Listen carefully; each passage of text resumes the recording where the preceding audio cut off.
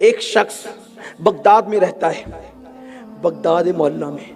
وہ غوث پاک کے پاس آیا، میرے مرشد کے پاس، اور کہتا ہے سرکار میری بیٹی چھت پہ تھی، اسے کسی نے اٹھا لیا، گم ہو گئی میری بچی، ڈھونڈ رہا ہوں ملتی نہیں۔ غوث پاک نے فرمایا جنگل میں جا اور میرا نام لینا۔ توجہ، نام کی بات آئی، نام لینا۔ ان کے نام سے بگڑیاں بنتی ہے۔ میرا نام لینا اور نام لے کر دائرہ کھینچنا۔ بلکہ شیخ الاسلام علامہ انوار اللہ فاروقی رحمت اللہ علیہ نے نام لینے کا طریقہ یہ لکھا ہے، بسم اللہ علی نیتی شیخ عبد القادر جیلانی الغوث الاعظم رضی اللہ تعالی، یہ کر کے دائرہ کھینچنا، دائرے کے بیچ میں بیٹھ جانا، نام لے کر دائرہ کھینچنا، دائرے کے بیچ میں بیٹھنا۔ پھر مخلوق گزرے گی، کوئی تیرے پاس آئے گا، آ کر کے تیری فریاد پوچھے گا، وہ بات کر لینا اس سے۔ غوث پاک کا وہ غلام تھا، دائرہ کھینچ کے بیٹھ گیا۔ رات، جنگل کی رات، الگ الگ ڈراؤنی شکل کے لوگ گزرتے گئے، لیکن اس کو کسی نے کچھ نقصان نہیں پہنچایا۔ کیوں؟ غوث پاک کے نام کے دائرے میں بیٹھا تھا۔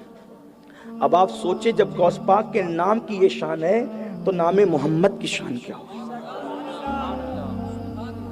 آپ سوچئے نا، یہ دنیا کے لیڈر جن سے تم کانپ رہے ہو، لرزہ پر اندام ہو، ان کی اوقات کیا ہے؟ آپ کے پاس نام محمد ہے، یہ نام محمد کیا ہے؟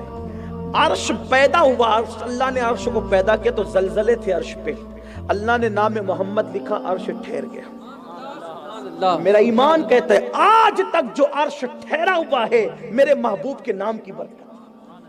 یہ نام کوئی کام بگڑنے نہیں دیتا، بگڑی بھی بنا دیتا ہے، سب نام محمد۔ سبحان اللہ۔ شہد کیسا ہوتا ہے؟ اگر آپ تھک نہیں گئے یا بور نہیں ہوئے تو مجھے جواب دے کہ شہد کیسا ہوتا ہے؟ شہد، اگر کسی کو ٹائیفائڈ کا مرض ہو، اس کو شہد چٹاؤ تو کیسا لگتا ہے؟ کیسا لگتا ہے؟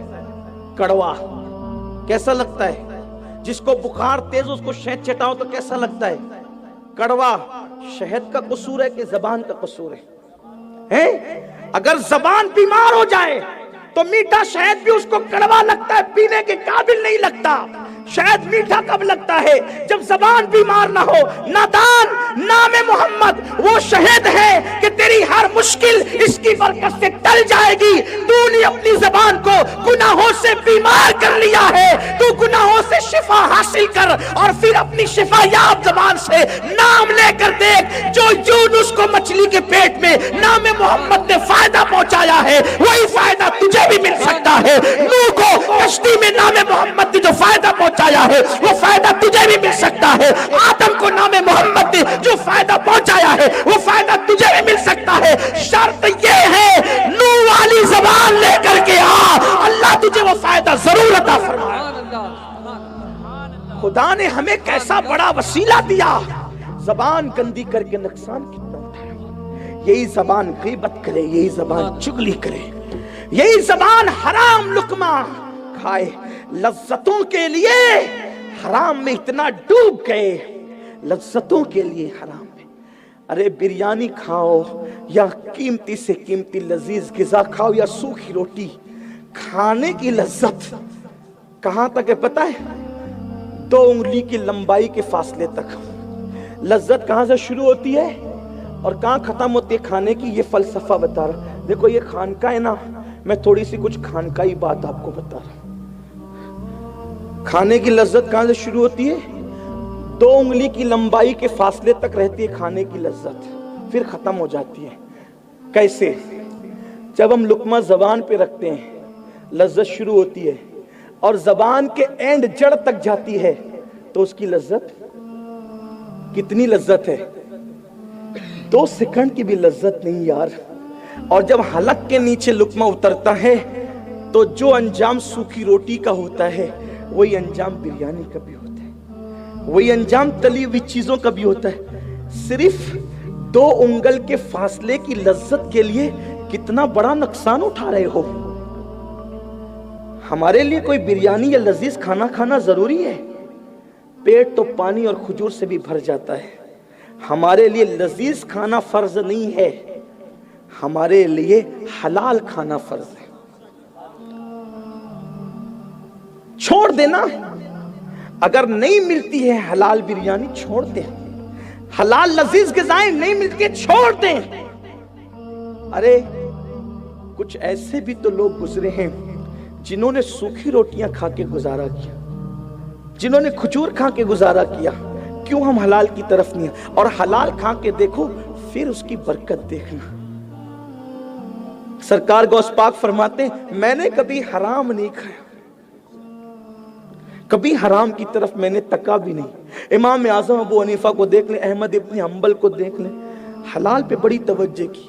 زبان کی اندر تاثیر ہوگی، دعاؤں میں تاثیر ہوگی، چہرے پہ وہ نکھات ہوگی، آنکھوں میں وہ نور ہوگا، سب دین میں سب ہے۔ دین کو ہم نے چھوڑ رکھا ہے، ورنہ دین تو آیا ہی اپنے لیے ہے۔ دین کس کے لیے آیا؟ ہمارے لیے آیا۔ تو جب نام غوث پاک کی تاثیر یہ ہے، کیا تاثیر ہے غوث پاک کے نام کی؟ دائرہ کھینچا نام لے کر بیٹھ گئے، عجیب عجیب چہرے والے گزرتے رہے، کچھ بگاڑا نہیں۔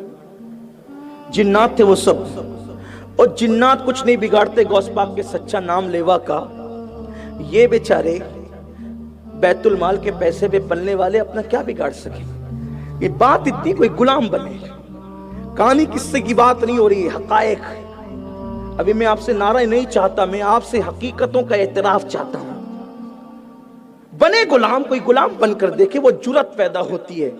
کوئی مخلوق کچھ نہیں بگاڑ سکتی۔ گزرتے رہے، آخری میں کر و فر کے ساتھ آیا، دیکھ کر لگتا تھا کوئی بادشاہ ہے۔ اس نے بیٹھا ہوا دیکھا، وہ اپنی سواری سے نیچے اترا، نیچے اتر کے وہ لکیر کو اس نے چھوما، لکیر چومی۔ اگر آپ برا نہیں مانے تو ایک جملہ کہہ دوں، شاید جناتوں میں کوئی وہابیت کا فتویٰ دینے والا نہیں ہوگا کہ چھومنا حرام یا شرک ہے۔ سبحان اللہ۔ اور اس دور میں تو انسانوں میں بھی کوئی نہیں تھا فتویٰ دینے والا، لیکن اس نے لکیر چومی۔ کون سی لکیر؟ ہر لکیر نہیں، جو میرے مرشد غوث پاک کے نام سے لکیر کھینچی گئی تھی، وہ لکیر چومی، اور وہ لکیر کے باہر ہی بیٹھ گیا، اور بیٹھ کر کے کہا کیا حاجت ہے تمہاری؟ تو اس نے کہا میں غوث پاک کا غلام ہوں، میری بیٹی چھت سے گم ہو گئی، غوث پاک کے پاس گیا تھا، سرکار غوث العظم دستگیر نے مجھے یہاں بھیجا اور یہ عمل کرنے کے لیے کہا۔ اس نے کہا کہ اس بدبخت گستاخ نے اس غلام غوث اعظم کی بیٹی لی ہے، اس کو بلایا جائے۔ اس کو پکڑ کے لایا گیا تو بچی بھی اس کے پاس موجود تھی، وہ جن بھی موجود تھا۔ پھر پوچھا تیری ہمت کیسے ہوئی غوث پاک کے غلام کے گھر تک جانے کی؟ تیری اوقات کیا ہے غوث پاک کے گھر تک، غلام کے گھر تک جانے کی؟ تو نے یہ جرأت کی ہے، اس کو ابھی قتل کیا جائے، لڑکی کو واپس کیا جائے، اور آئندہ اعلان کر دو جو بھی غوث پاک کے سچے غلام کو ستائے گا اس کے ساتھ یہی حالات کیے جائیں گے، اس کو اسی انجام تک پہنچایا جائے گا۔ تو اس وقت اس شخص نے پوچھا غوث پاک کے اس قادری غلام نے آپ کون ہیں؟ تو کہا میں جنات کا بادشاہ ہوں۔ تو کہا آپ میرے مرشد کا اتنا احترام کرتے ہیں؟ تو اس نے کہا ہم سب غوث پاک کے غلام ہیں اور ان کے زیر فرمان ہیں، ہم ان کے فرامین پر عمل کیا کرتے ہیں، جیسے وہ انسانوں کے گوشت ہیں ویسے وہ ہم جناتوں کے بھی گوشت۔ سبحان اللہ۔ نعرہ تکبیر، نعرہ رسالت، جشن غوث